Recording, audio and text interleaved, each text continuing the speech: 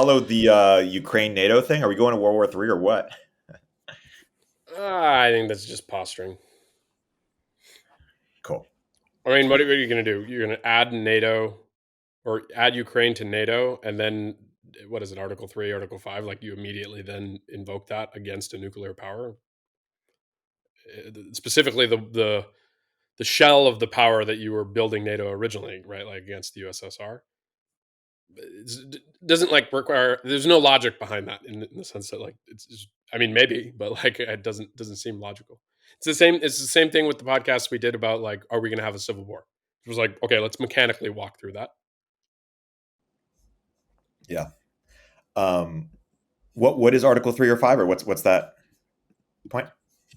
My understanding is that there's like an article within the NATO treaty that says if any NATO member is attacked, that's an attack on all the NATO members, and you're like automatically declaring war against all of NATO. That's the whole point of the group. It's collective defense. So if you add someone who's currently at war, I would imagine that you don't like carve that out. It's not like, oh, this is like a pre-existing war, so you're protected against all future wars. Well, the existential war is with Russia, right? Yep, totally.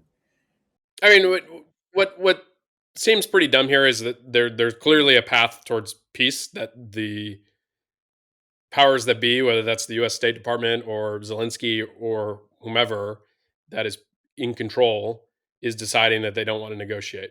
You know, we don't negotiate with terrorists. Okay, like you're a country that, without the support of the U.S. and NATO from a financial and weapons standpoint, would be steamrolled. And I know Antonio has a different point of view, but like fundamentally, the weapons and the money is what is keeping them in the war, not their spirit. Like their spirit is important, right? Like you can't just like have the weapons fight for you.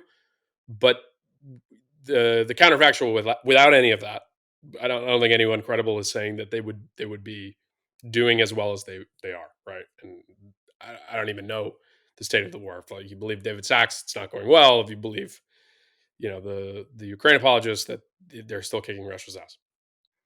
But I think like, why not drive towards peace?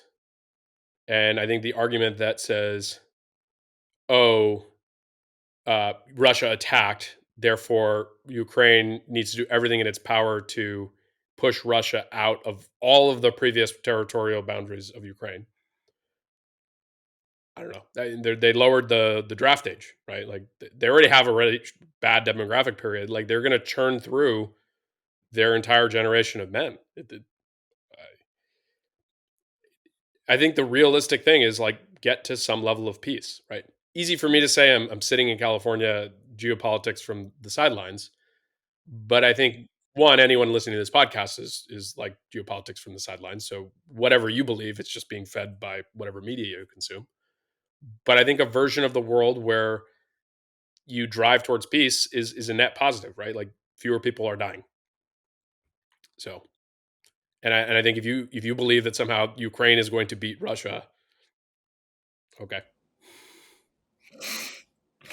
And it's funny because people were worried about Trump being kind of reckless foreign. There's worried about Trump being elected because they think he'll be reckless foreign policy wise. But I mean, this is pretty reckless stuff.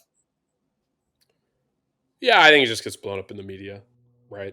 Like, I think it's a stupid thing to say, but you know, the mainstream media is not covering it, and Fox News and Twitter is. So, like, it's partisan. So, I don't think it's like intellectually super honest to be like, oh, this is extremely reckless relative to. Yeah. Yeah, Putin says a lot of stupid stuff too. Like I think that there's plenty of posturing that happens on both sides, and I don't think anyone. Again, we're talking about like armchair stuff. Like maybe if you talk to someone in the military now or the CIA, obviously that's not going to happen. We'd be like, no, this is actually really reckless. Right. Makes sense. Antonio, we were just bashing Ukraine. I had to fucking. It's a long story. We were bashing Ukraine, so that way we're now that you're joining, we're going to stop talking about that. Okay, is it a current thing yet? Has it gone away now that it's on the Twitter media cycle? Have we accepted that a place called Ukraine with an actual war going on exists, or have we not accepted that yet? Oh wait, are we referring it to as the Ukraine? Because I think that was defined as racist. Only people like Curtis do that.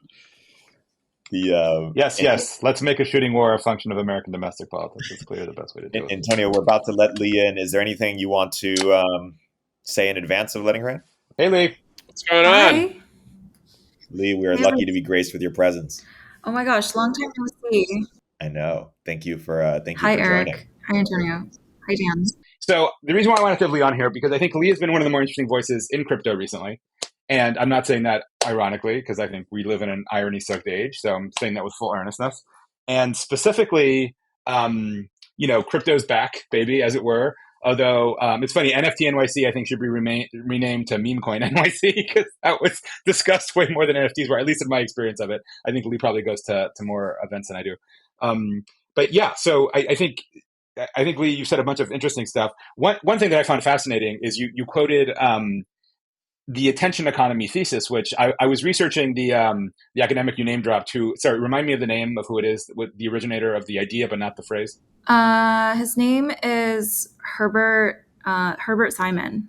Herbert Simon, that's right. And then it was popularized by somebody named, I think, Tim Davenport kind of popularized the attention economy as a phrase. And I think the idea there, which I might be misstating, and by all means, please correct me, but a very quick summary, the idea is like in crypto, we're used to like proof of work or proof of stake. There's some fundamental commodity that we couple value to, and that is the basis for the new thing. And I think, and to be clear, these theses were enunciated like in the 70s and 80s. It was way before the current era of the internet.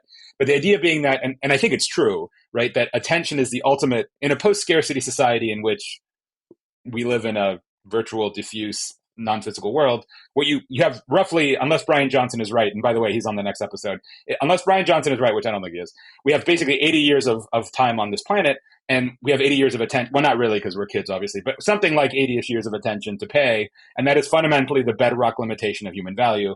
And I've been in ad tech for 10 plus years, and I'm all about turning attention to money, but it's interesting to see it phrases that way, as this literally is an economy of attention. And I think, and I'll shut up after this, Lita, to give you the floor. But what you pointed out was that meme coins, as frivolous as they might seem, really are kind of the ultimate financial installation of that attention economy. In fact, it's the currency of that attention economy. So with that set up, I'll turn it over to you, Lee.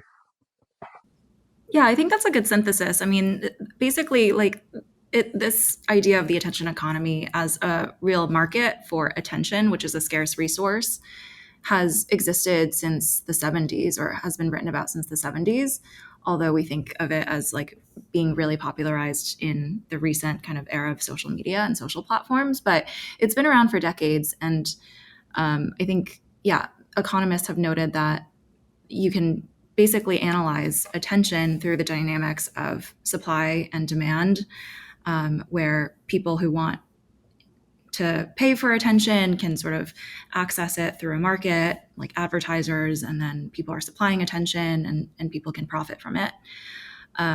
One interesting idea, another phrase that came up in my research for that piece about crypto as the new attention economy, is the idea of the user as the product. So this notion of the user as the product, which we hear all the time in reference to social platforms in the context of, if the product is free, then you're the product. That phrase actually also dates back, I think, to the 70s or 80s, originally in reference to television and advertising via television commercials. And so someone had mentioned it, I forget exactly who, I think it was like a social scientist or maybe critic, had talked about like, you are the product for television advertisers and media creators as well. And so, anyways, in short, like the attention economy could be analyzed as a market. And this piece that I recently wrote about crypto as the new attention economy was really contrasting the differences between the Web 2 attention economy and the crypto attention economy, wherein in Web 2, the market for attention really plays out through advertising, where there's a supply of attention from users, the platforms mediate that market, and then you have the demand side from advertisers and brands. And in crypto, the diff is that there are these new attention assets, I call them, in the form of tokens, where users could actually own those attention assets and benefit from price appreciation should that idea or meme or whatever is underlying that token rise in popularity. And so it's less mediation by a platform that is like capturing more of the value, and more so that users can sort of bet on where they think attention is going to flow and purchase those attention assets and become investors in ideas or go-to-market channels or memes and benefit from that value appreciation.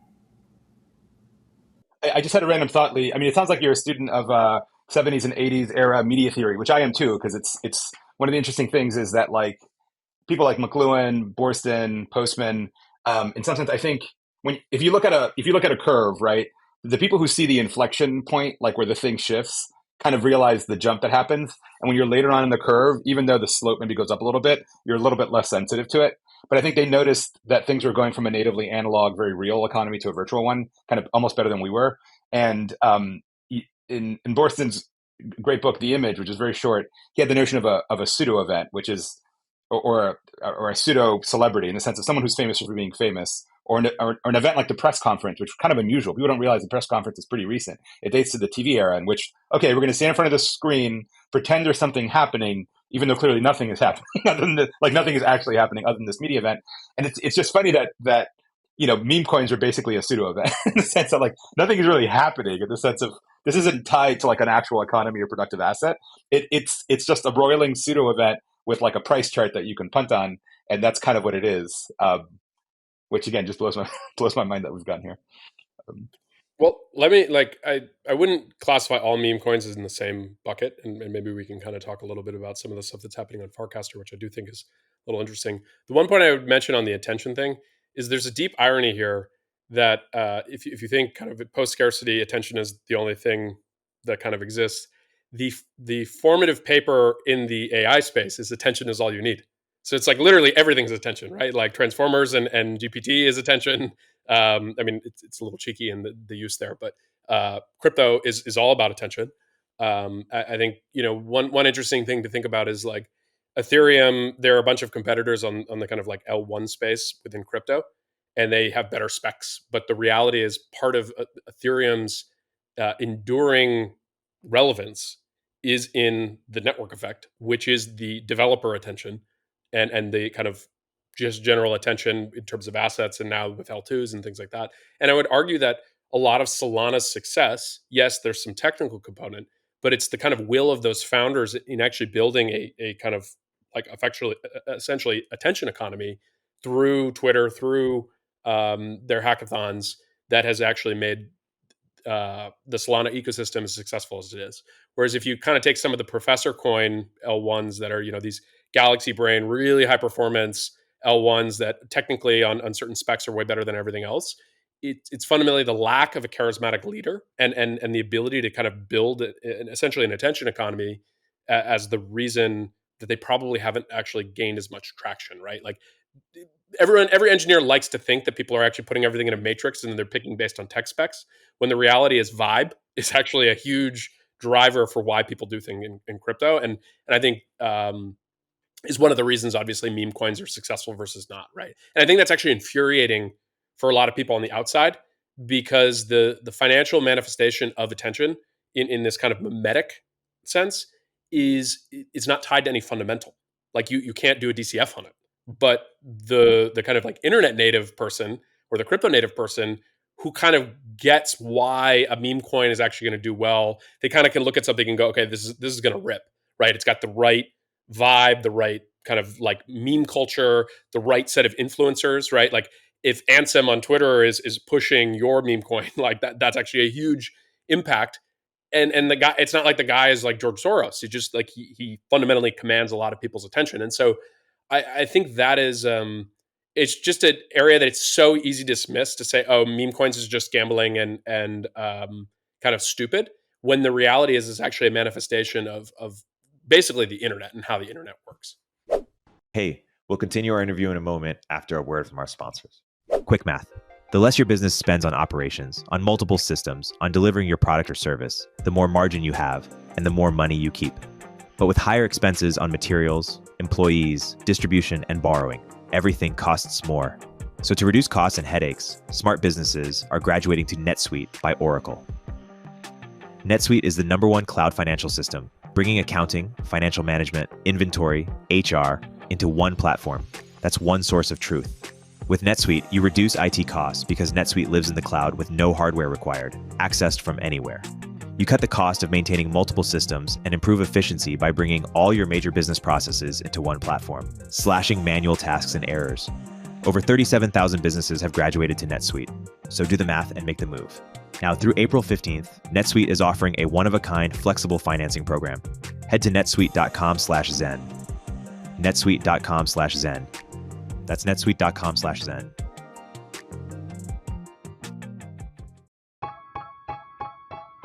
Hey all, Erik Torenberg here. I'm hearing more and more that founders want to get profitable and do more with less, especially with engineering. Listen, I love your 30-year-old ex-FANG senior software engineer as much as the next guy, but honestly, I can't afford them anymore. Founders everywhere are trying to turn to global talent, but boy, is it a hassle to do at scale, from sourcing to interviewing to on-the-ground operations and management. That's why I teamed up with Sean Lanahan, who's been building engineering teams in Vietnam at a very high level for over 5 years to help you access global engineering without the headache. Squad, Sean's new company, takes care of sourcing, legal compliance, and local HR for global talent so you don't have to. Their engineers follow your process and use your tools. They work with React, Next.js, or your favorite front-end frameworks. And on the back end, they're experts at Node, Python, Java, and anything under the sun. Full disclosure, it's going to cost more than the random person you found on Upwork that's doing 2 hours of work per week but billing you for 40. But you'll get premium quality at a fraction of the typical cost. Our engineers are vetted top 1% talent and actually working hard for you every day. Increase your velocity without amping up burn. Head to choosesquad.com and mention Turpentine to skip the waitlist. That's choosesquad.com.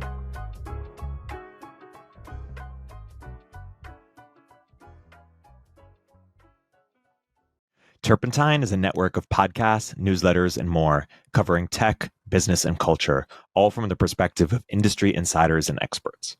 We're the network behind the show you're listening to right now. At Turpentine, we're building the first media outlet for tech people by tech people. We have a slate of hit shows across a range of topics and industries, from AI with Cognitive Revolution to Econ 102 with Noah Smith. Our other shows drive the conversation in tech with the most interesting thinkers, founders, and investors, like Moment of Zen and my show Upstream. We're looking for industry-leading hosts and shows along with sponsors. If you think that might be you or your company, email me at erik@turpentine.co. That's ERIK@turpentine.co. Yeah, I agree with all of that. And internally, we've talked about like one lens through which to look at the L1 landscape or just block space in general is as emerging religions. Like they are quasi-religious movements. They have their own set of values and missions, and each one has a community around it. And through that lens, you can sort of differentiate them based on like what type of religious leader is at the helm of that blockchain.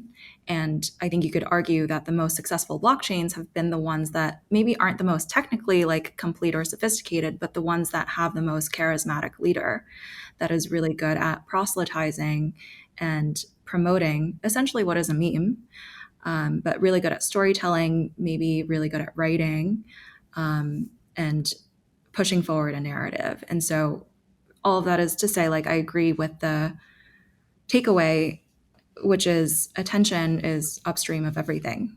Attention is upstream of value. Name some names, Lee. Name some names. We're the charismatic leaders.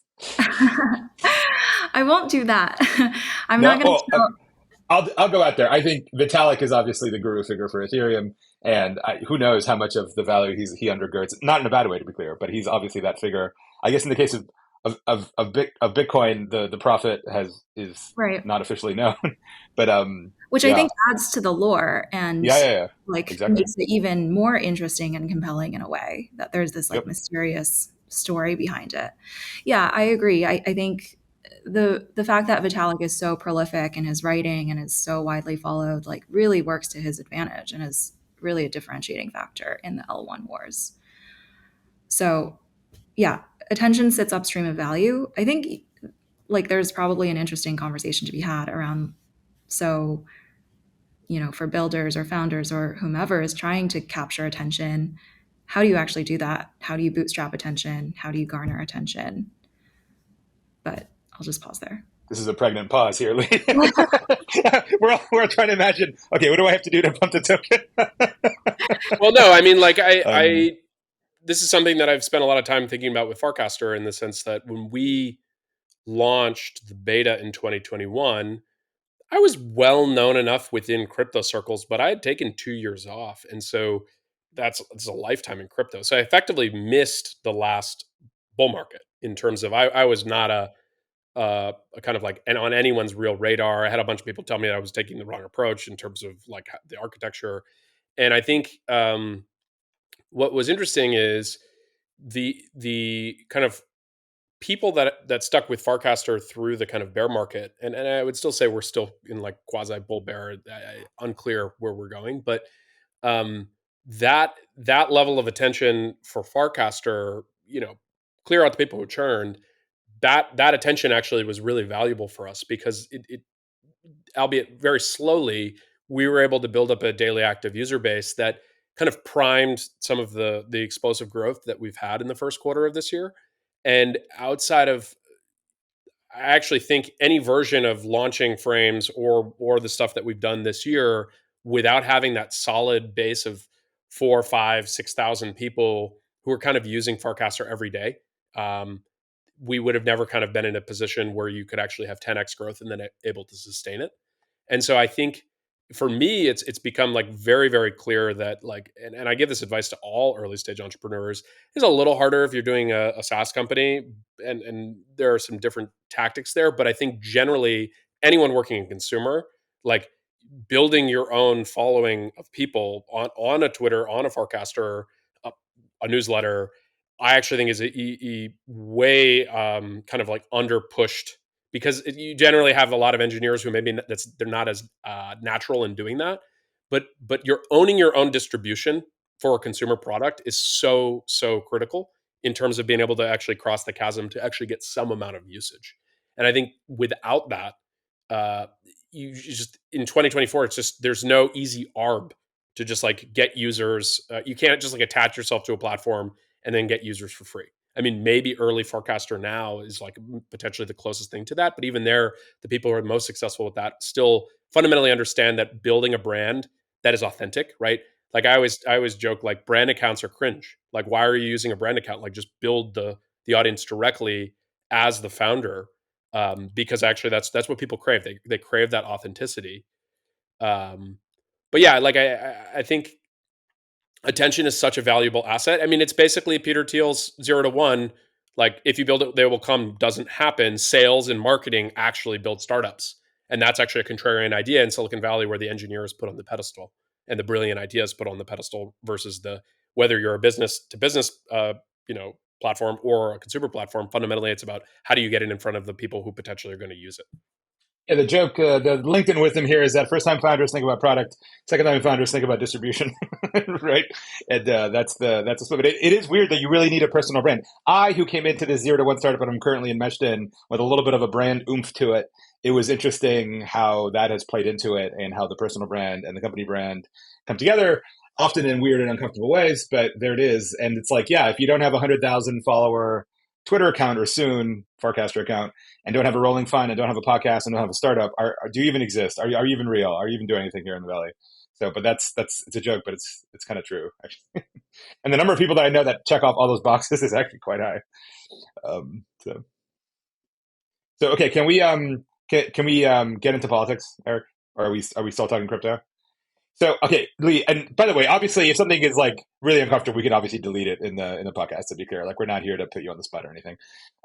Unlike journalists like Taylor Lorenz that you spoke with once for an interview once, just to cite things in which you mentioned Marx and Engels were an inspiration for your VC career, which I think is probably the first time I've heard in the same sentence venture capital and Marxism. And I'm just curious if that's something you want to talk about or can't talk about, how it doesn't work. Because, by the way, to be clear, I have read a decent amount of Marx, even though my parents fled literal communism.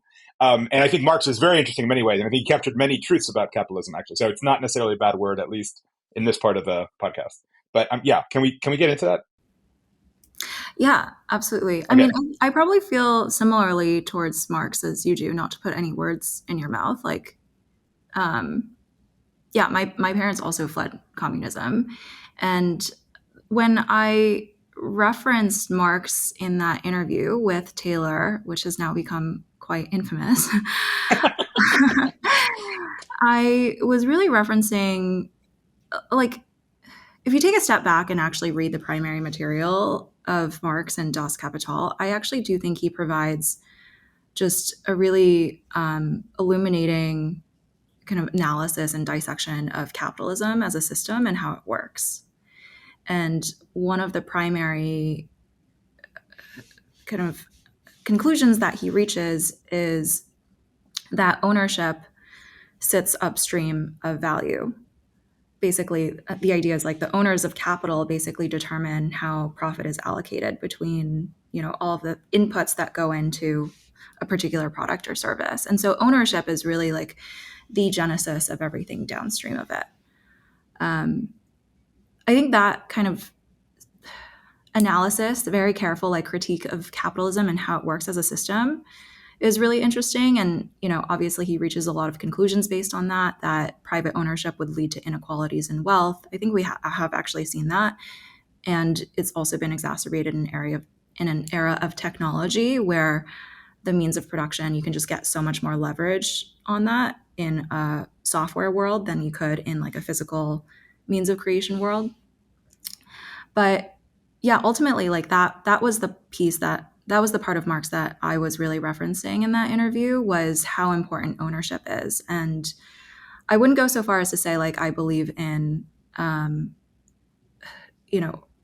abolition of private ownership. Obviously, I'm a venture capitalist, and like my whole job is around owning assets that are valuable and productive. But I think there are a lot of spiritual parallels between what crypto is trying to do with the idea of distributing ownership much more broadly to users, and that analysis of ownership as being this, like, as sitting upstream of value. Like, I think we have seen demonstrated through crypto over the past few years that users want to become owners. They want to have digital assets. They want to own things in the digital realm, because that is the foundation of value appreciation. So anyways, I'll just pause there. No, I agree with you. By the way, I think Marx got a lot of things right. One thing that he got wrong, though, was a labor theory of value.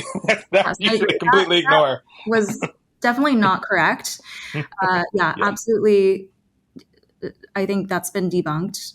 I think you could sort of see how he would arrive at the labor theory of value in the era that he was writing that piece.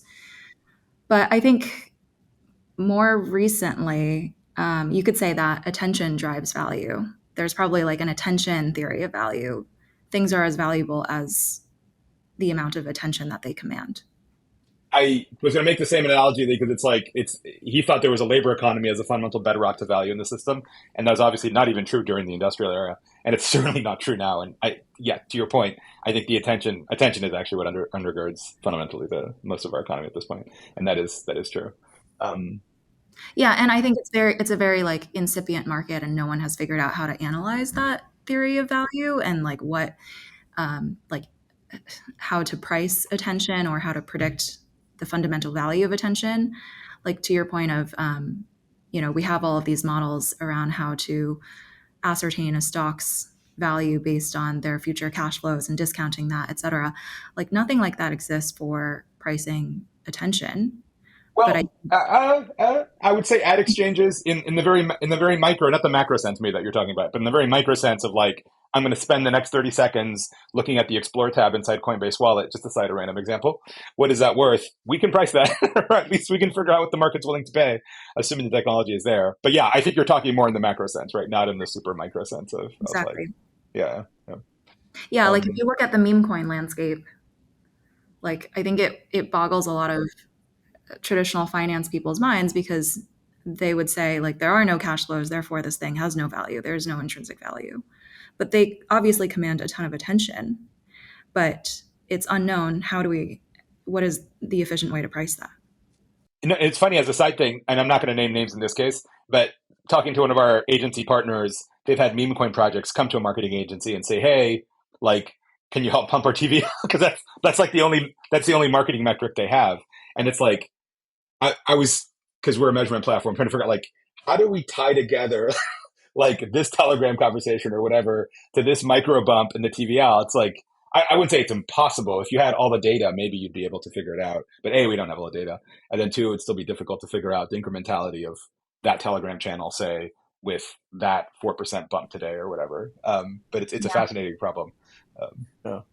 I think there are probably hedge funds. I mean, I can almost guarantee that there are hedge funds that are trying to build models around how to value attention and how to trade like these new attention assets in crypto based on a whole slew of inputs and data, like ranging from social media mentions to sentiment to exposure on the internet to like how widespread the original meme that the asset is based on is, etc. So I think it's we'll see attention being more widely recognized as this basis of value. Oh God, I just had an idea, Dan. You're gonna hate this. Back in the early days of Google, one of the like urban legends, but I think it was discussed inside Google, or was in more than one Google thing, was one of the Google guys said, "Oh, we could just look at like stock tickers mentioned in search and find a correlation with the stock, at least volatility. I mean, to the upside or the downside, it'd be movement. I'm sure it'd be very easy to look at mentions of tokens inside Farcaster, given the data is public, and then correlate that with meme coin movements. And I suspect there's probably a decent enough correlation there, such Well, that I you could mean, actually trade on that. Not that I taking would that one do step that, or you would further, ever do that. and this is not investment advice. Don't trade meme coins as on a just like kind of clean list of just like what I am working on is the protocol. I am not working on anything trading. But I would say it's like a lot of these meme coins on Farcaster actually have a tipping culture. And so there's actually probably some correlation between some amount of what is happening with the price and the activity that is actually publicly at least happening with these things. And so I'm curious if someone has publicly done that analysis, but probably some smart person has at least taken a private shot at that. The one thing I think, going back to the Marx thing, is it's interesting to think about his like big focus on class struggle, which I actually think turns into the manifestation of communism in the real world. And what's interesting is if you look at it, it's never like actually the kind of the proles rising up to overthrow the elites. It is one group of the elites using communism as an actual tool to take over um, the kind of like power structure of the country, and then usually with some amount of brutal repression. But but with Marx, when he's writing this, you don't have the concept of the professional managerial class, and so to actually take where we are today is you actually have a kind of like a class of people. You have labor that in a kind of at least socially mixes very much with small business owners, right? Like if you own a landscaping company, you're probably interacting with on a regular basis people who actually would work at the landscaping company or kind of roughly the same social level, at least in the United States. And there is an economic difference, right? Obviously, if you are the person who owns the company or you own the plumbing company versus the actual plumber, um, versus the person who lives in a coastal elite city, works for McKinsey. That is actually a very different world. And if you think about like the actual power structure in the United States today, it's very much this kind of uh, big business, government, media, and universities, right? So I think that's an interesting.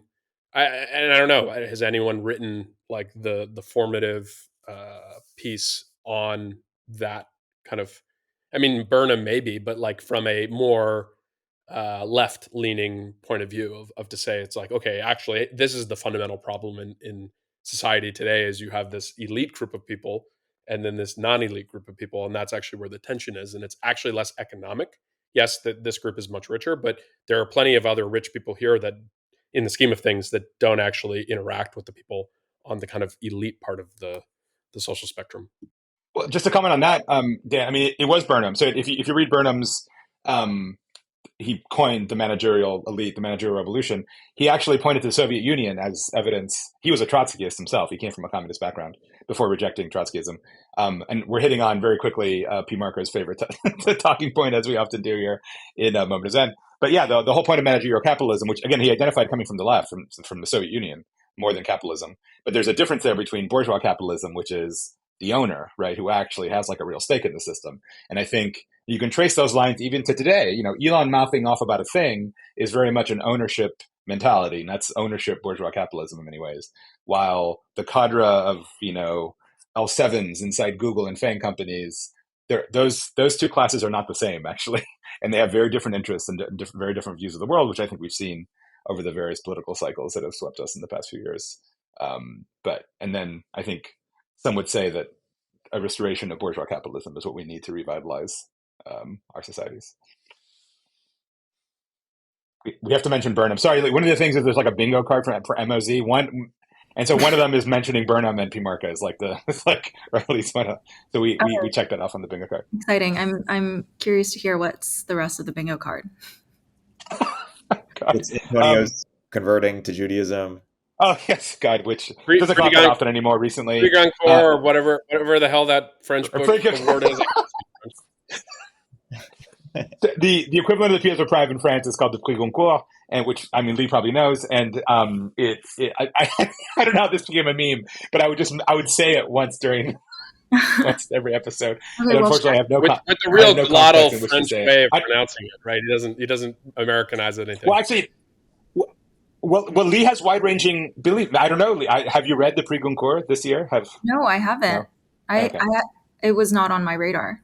This is new to me.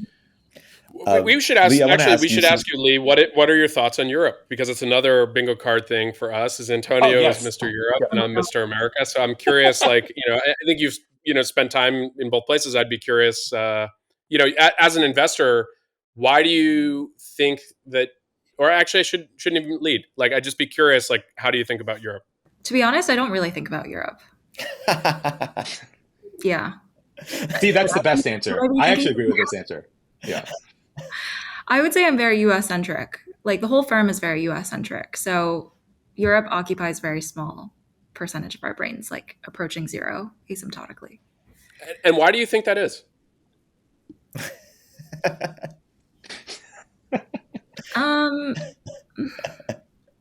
Approaching zero asymptotically. I mean, it probably has to do with the fact that we're geographically located in the US. That's like a big determinant. But I'm curious what's on your mind related to Europe. Oh, I just like trashing on Europe. I think Europeans are great. And then I think Europe as a group of countries and policy is really bad. And it's like, basically, other than Mistral, this one random AI company, the kind of like massive amount of innovation that exists in the world as a result of brilliant Europeans tends to happen in the United States or even outside the US. And so I just find it fascinating that you have such a talented group of human capital, like in terms of just like the total aggregate number of brilliant people in Europe that don't actually build brilliant things in Europe today. And like, to me, there are a lot of problems with American society, but like, I just can't fathom like the all of the things that Europeans build not actually being built in Europe for the most part. And then Antonio always gives some like, well, at least they have healthcare and like fast trains and things that are like, yeah, sure, that's nice, but like, I don't know, that's not moving society forward. It's just kind of like basis. You know what would move society forward, Dan? If New York had fucking garbage bins instead of piles of plastic garbage with rats inside it on every street corner, like as if this were a developing world country. So maybe we should import European trash bin technology here into New York. Maybe we should do that.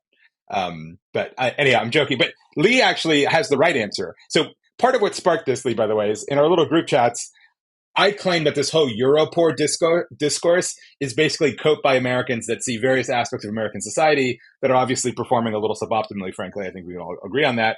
And it's like their reaction is like the angry guy who gets home and like kicks a puppy or kicks a dog or something. Like, the Europoors. It's like, yeah, exactly. Yeah, I feel that. Like, I think they would say, I mean, everything Dan said is like just factually accurate. Like they don't birth a lot of innovation. If you look at, we've done this analysis too, actually back at my time at A16Z, we were like determining quantitatively, like the analysis of which cities, which like kind of networks, geographic networks we should be covering more closely based on which geographies tend to birth like the most valuable companies. And Europe did not appear on that once. It was like by far San Francisco Bay Area and then maybe like LA, Seattle, New York, but distantly. And Europe just wasn't on the map. But I think Europeans conversely would look at that and say, that's just not what we value. That's not how we measure success. Like GDP is not the end all be all of our existence. And so this arbitrary goal of innovation is not the same goals that we have in mind. Right. And just to add to that a little, I mean, Lee's obviously completely correct. And just to add to a little bit, what's ironic though is that when it comes to actually implementing a lot of the technologies that were admittedly developed in the United States, they're actually better at it, right? So like, I mean, obviously the trains and the street, all the infra is better, and like the everyday physical infra is better in Europe than it is here. But even things like broadband internet is actually cheaper and more widely dispersed in Europe than it is here. Charging infrastructure is actually better in Paris than it is in New York, and certainly way better than San Francisco, which is part of the culture that actually produced Tesla cars. So what's fascinating is that Americans are obviously a frontier people who innovate and do things great, but then when it comes to the actual implementation in wider society, it's actually not so great. And they build new things, they don't maintain things particularly well. And anyway, that's the interesting dichotomy that you see. I want to ask a question. Dan, were you jumping in on that point? Dan's I getting was just pissed going and to he's say, about to rage quit I the was podcast. recently on an airline at 35,000 feet in, kind of like 35G, and I was getting 50 megabits per second down, 7 megabits per second up, thanks to some kind of kooky American immigrant who, put satellites into space to do internet. So like, I think I hear you on the like, it's a nice place to live, but like that just seems boring to optimize for that. Right, like let's move humanity forward. I'll take the American model every day of the week. Well, because we live in that world. We live inside techno-capitalism. So it's like being in the old business and liking Texas. It's like, okay, but that is one dimension on which this judges society. It's like asking a fish, how's the water? And the fish responds, what is water? Like we have been inculcated into a culture, into a society that really values innovation and economic progress. Like my friend jokes that from K through whatever, like the end of higher education, our entire education in America is oriented around how do we turn little kids into GDP maximizing machines. That is the value system under which we are raised. And so it's no wonder that we think about like economic progress as the end all be all goal. Whereas I think in Europe and probably other places, the cultural values are very different. And I would hesitate to make any judgments about which one is superior or not. Like I think there's also been periods of human history going back to like, antiquity, where the values of that society were not economic, but instead, like for instance, in ancient Greece, it was about being like a very just, well-educated, fair person, or being very virtuous. And obviously, being virtuous is no longer a cultural value of ours, and we've shifted on that axis. But anyways, yeah, that's my rant. Well, but just to linger on that, I think it's a good point. The problem with focusing on economic value is that a lot of things fall by the wayside, right? And it's like, yeah, if Americans want to show off their country, they show a plot of GDP per capita, which is great. And I mean, in Singapore, they'd show a photo of infrastructure or something, and here they'd show, but that can only keep you warm for so long and up into the right chart of GDP. And I think a lot of the great sweep of the human condition and human drama, whether it's aesthetics, religion, etc., are also dropped by the wayside in capitalism. A lot of it, again, it's super productive, but it feels very unheroic in a way. And people ask, like, why do you run off to a war zone every once in a while? It's because it's to experience the rest of the human condition that isn't about staring at charts and dashboards all day, which is what a lot of the world reduces to in super capitalism. But anyhow, I think Erik was about to say something. The greatest amount of human suffering that has been alleviated as a result of techno-capitalism. Yeah, and that's why nobody's having kids and the humanity is dying. That's exactly right, because struggle is life, as a matter of fact. Correct. I mean, Israel's in. I always cite it. Here's another bingo card moment. Israel's in perpetual warfare and has above replacement rate fertility. The only wealthy country to do so. And why would that be? So there you go. Yeah, but they're pretty techno-capitalist too. So they've figured out both. That they are. Lee, yep. Is crypto more of a left-wing technology or a right-wing technology? Does it introduce more? Does it make the world more egalitarian or more hierarchical? You can edit the premise of the question or challenge it, but how would you respond? Yeah, it's a complicated question. I think, Yeah, this is also one where my answer has evolved over time. I see both like ideological strains in crypto, and I think that's because crypto fundamentally is like a new financial system and a new computing platform. And those are neutral vessels with which people can decide to build anything that they want. So it can be used to promote inequality, it can be used for more egalitarian aims, but it's really a reflection of the people who choose to build on top of it. So I don't think it's inherently one or the other. Let me I present would maybe a different dichotomy that maybe pins one. Or sorry, go ahead, Erik, if you want to riff on what you're saying. I would posit that I think it's more right wing or more hierarchical, or introduces more hierarchy in the sense that it introduces more markets. It strives to sort of capture, like reflect the value capture, even match value capture to value creation, right? And that's what markets aim to do. And when that happens, people think that is likely to reduce inequality, but I feel like it actually increases it, because all the non-market organizations aim to sort of stymie that adequate value, the representation of value capture, because basically people are not equal and people create, there's very high variance in human output, and markets reflect that output. And so by crypto, that variance, and so crypto, by introducing markets, will reflect that variance. And I find it always very curious where people who are aiming to reduce inequality also strive to introduce markets, because I think they then learn that that markets actually exacerbate inequality rather than reduce it. I'm curious, any reaction? Well, Big I, claim. I think that there's truth to that, and that depends on the market. But one thing to think about though is a bit of horseshoe theory that happens here, right? So with crypto, you build permissionless primitives, right? Something like Uniswap allows anyone to spin up a market between asset X and asset Y, right?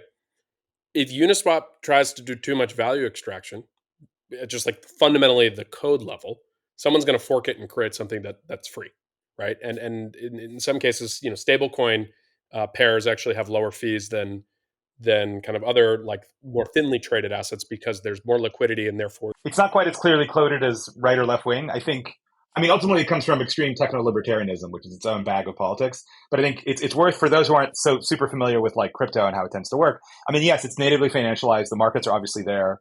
But then on the other hand, there's this strong focus on community, some of which, to be blunt, I think is a little bullshitty and like directly precedes a rug.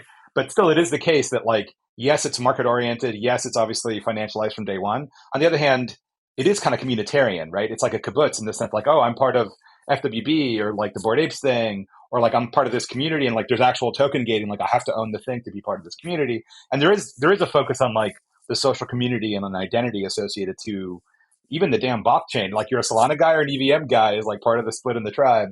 And so there are aspects of it that are communitarian. I think there's a lot of internal contradictions in my opinion in crypto. And but the values that I think Dan was getting into, which is the whole business of a protocol, I think stems from old school Web 1 techno-libertarianism, right? Like we're going to agree to have a protocol, which is, again, a little collectivist, like we all have to agree to work together in this one way. And then, equality in terms of ability, like you're not going to bake in, the whole point is to like not have a Microsoft, just to cite one company, sort of monopolistic situation where everyone else is dependent on it. But if like anybody can come in and have a common playing field. So there is a notion of a social commons. There very much is, right? But I think on top of that basic commons, you do have ruthless technical and product competition. And again, they're very contradictory, right? And it's weird, right? Like somebody like Dan, I mean, not to put words in his mouth, but he's talked to this. It's like, on the one hand, he's got an app called Warpcast, which is, hey, Dan, I'm talking your book over here. I'm shilling your bags. Not exactly. But I'm just saying that one of the contradictions inside crypto, which I think is what you were getting into, is that on the one hand, yeah, sure, you have to compete at the application layer. But on the other hand, you have a protocol, which is actually a digital commons that everyone can use and leverage, right? Like you're a fan when somebody else in Supercats comes along and builds on top of your protocol. In fact, you want that to happen, right? So it is kind of collectivist and very egalitarian, which I think is what we were saying. But then on top of that, there is a lot of competition and market dynamics, and it's an interesting paradox, I think. Or is that not what you were saying, Dan? Yeah. I totally mischanneled what you were saying. It's collaborative capitalism in some ways. I mean, like ultimately the long-term benefit of Farcaster is if many apps and services are built on top of it. But I think that there's two reasons that we should be building our own app from my point of view. Is one, no one's going to do the hard work to actually drive the total number of users. So like if I kind of did the field of dreams, build it and they will come, everyone's going to look at me and go, yeah, fine, I could have built this protocol, but the hard part is actually convincing a bunch of people to use it. And so actually having our own app that actually allows us to just have skin in the game and actually go figure that out. There's a second component within that you actually also dog food your own protocol. So like the actual technical thing will actually be better. But I think just from a like being able to shepherd the protocol, having a large app within the ecosystem or the largest app within the ecosystem for some period of time, if not a very long time, allows us to have a lot of say as the ecosystem has other participants.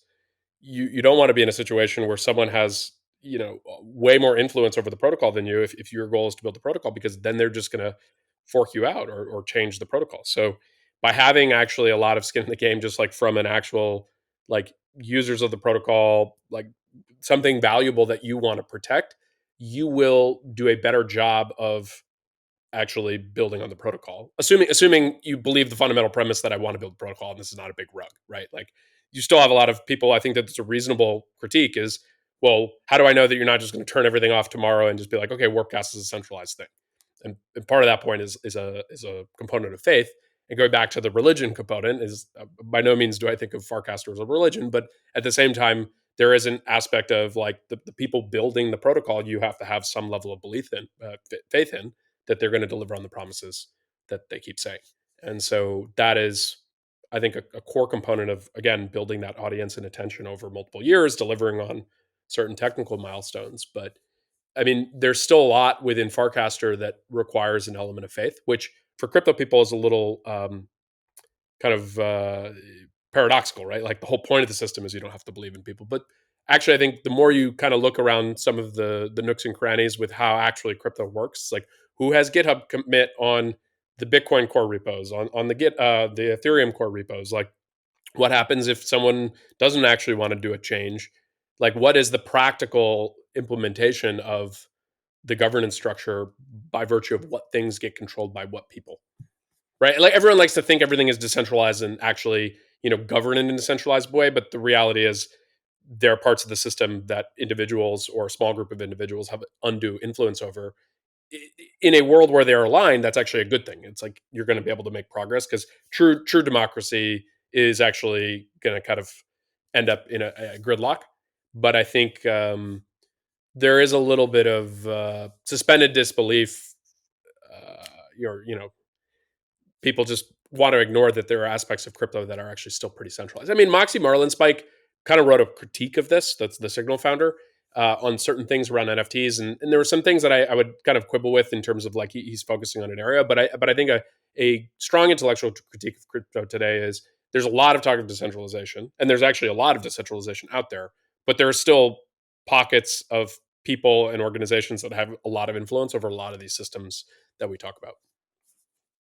Sufficiently decentralized. Did you coin that term, Dan? I think it was you. The Farcaster splash page is the first page now. It wasn't you?